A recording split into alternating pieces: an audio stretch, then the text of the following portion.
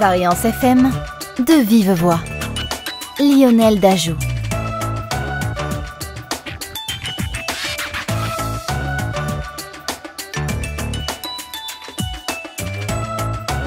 Voilà, bonjour à tous, bienvenue dans votre émission de Vive Voix. On est ensemble pour parler aujourd'hui de la commune de Bellerive-sur-Allier et à cette occasion, nous recevons Michel Laurent, deuxième adjoint à la mairie de Bellerive. Bonjour. Bonjour. Merci beaucoup d'être avec nous. Alors, on a de nombreuses animations qui sont proposées par la commune pour cette fin d'année à Bellerive-sur-Allier. On va pouvoir en parler ensemble. Première question, Michel Laurent, qu'on a envie de vous poser. Comment est née un petit peu cette initiative de proposer ce programme complet pour cette fin d'année ? Bon, bien écoutez, je pense que les fêtes de Noël sont un moment très important dans la vie de tous les gens. Je pense que c'est un moment où on se retrouve. Le vivre ensemble, c'est vraiment cette période-là qu'on peut l'exprimer pleinement. Donc, nous avons mis en place, plusieurs choses sur les 2 week-ends qui arrivent. Ce week-end-là, avec la grande corrida, l'hivernale, qui rassemble à peu près plus de 400 coureurs. Et puis le week-end qui suit avec notre traditionnel village de Noël, et non pas marché, qui commence vendredi 15 à partir de 14h et jusqu'à 20h. Samedi de 10h le matin jusqu'à 20h30 et dimanche de 10h jusqu'à 20h. Alors on va parler bien sûr du programme de façon un peu plus complète, mais je crois que ça commence aussi dès ce soir avec le lancement officiel et la ville qui va s'éclairer. Tout à fait. On a réduit un peu la période puisque nous sommes tenus quand même de faire des économies en termes d'énergie. Donc à partir de ce soir 17h15, la ville va s'illuminer un petit peu sur tous les ronds-points et dans les quartiers principaux.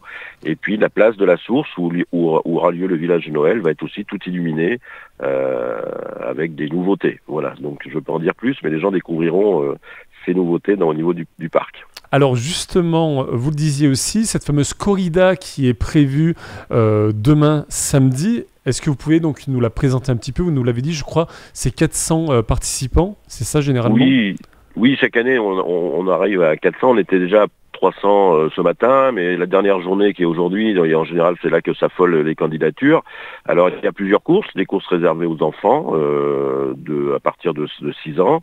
La première course a lieu à partir de 17h, après ça s'enchaîne en fonction des catégories d'âge pour arriver jusqu'à la distance de 3 km pour ce qui est des plus jeunes.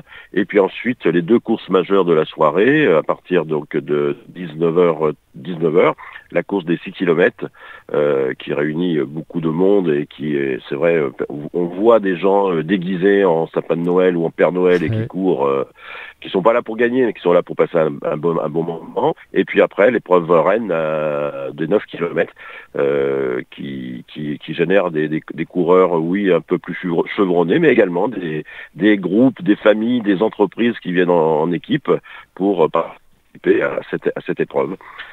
Qui chemine au travers de la commune, qui, sur le site de départ et d'arrivée, il y a toujours une belle ambiance. Donc on est confiant sur le nombre d'inscrits et confiant surtout sur peut-être même faire mieux que les autres années. Voilà. Avec des personnes et des coureurs qui seront donc pour certains déguisés, vous le disiez, en Père Noël, en sapin de Noël, pour rester dans ce thème magique de Noël. Très bien. Le départ, précisez-nous, il a lieu où ? Alors le départ, c'est devant au COSAC, donc le gymnase communal qui se situe à proximité du collège que tout le monde connaît depuis des années. Donc ce qui permet à tous les coureurs d'avoir vestiaire et puis la possibilité de prendre une douche chaude après l'épreuve. Donc et une petite collation bien sûr qui est prévue dans la salle de basket où sont remis les trophées, les récompenses à tout le monde. Voilà, donc cette corrida, c'est ce samedi à partir de 17h30. Donc les festivités se poursuivent le week-end prochain avec ce que vous disiez, le village de Noël et non pas le marché de Noël. Alors quelle est la différence ? Écoutez, on a sur cette place qui est quand même pas forcément d'une taille énorme. On a réussi à mettre une configuration qui rappelle plus la forme d'un village plutôt que ces marchés où il y a très peu de décoration, où le commerce est la priorité. Nous, il y a quand même des décorations assez somptueuses sur ce village. Ça rappelle un peu la magie de Noël. Et certes, il y a des commerçants, puisque cette année, il y a 44 exposants. On a des lieux de convivialité aussi pour déguster le traditionnel chaud, évidemment. On a 3 zones de convivialité séparées. On a des animations de qualité. Le vendredi, ça sera Noël un peu comme à Nouvelle-Orléans, avec le jazz band New Orleans, qui va nous animer la soirée de 17h15 jusqu'à 9h30. Le dimanche, ce sera plutôt Noël sous les tropiques, avec un groupe qui vient de Paris qui s'appelle Wim Percussion. Donc c'est des percussionnistes et des danseuses chiliennes et brésiliennes qui vont nous faire 2 passages dans leurs magnifiques costumes lumineux.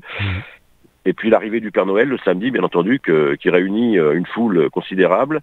Et cette année, notre Père Noël arrive dans un superbe traîneau tiré par 2 jolies ânes, tout décoré, tout illuminé, et avec à l'arrière du traîneau un guitariste qui chantera des chansons de Noël, bien évidemment. Et puis ensuite, il y a bien sûr la séance de photos dans la maison du Père Noël qui est située au milieu de son parc magique. J'en dis pas plus, les gens découvriront un magnifique décor. Et puis donc le lendemain, le lendemain c'est un grand moment puisque on réalise une grande parade avec des troupes professionnelles et puis également des associations qui viennent le cortège. Si j'ai même oublié le samedi, les fées chiffons. Alors là, c'est un très très beau spectacle. Elles se promènent dans le village toute l'après-midi et on peut prendre des photos ces personnes-là, puisqu'elles ont un masque, elles ne parlent pas, mais elles ont des costumes fabuleux, et les gens peuvent se faire prendre en photo toute l'après-midi avec elles. Et le lendemain, nous reviendrons aussi dans le cortège avec le groupe Éclair, qui nous jouera le spectacle. Et puis nous avons les fées chiffons, donc je viens de le dire, avec un nouveau costume.